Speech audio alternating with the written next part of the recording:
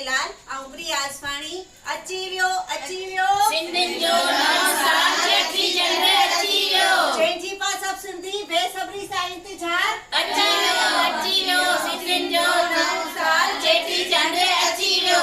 हाणे हिन साल चेटी चंड ते राजकोट में इतिहास में पहिरीं वार रौनक ग्रुप वारनि नओं आयोजन कयो आहे। छाजो तव्हांखे ॿुधायां त ॿुधो रौनक ग्रुप वारनि परसाणा पुल 1 नंबर शेरी ते 101 बहिराणनि जो आयोजन कयो आहे।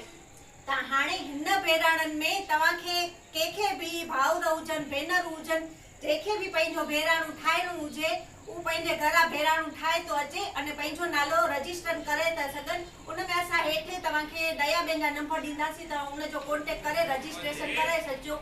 अने ॿियो त रौनक ग्रुप वारनि शोभा यात्रा साइकिल रैली यानी कोई भी पंहिंजे घरां सिंपल साइकिल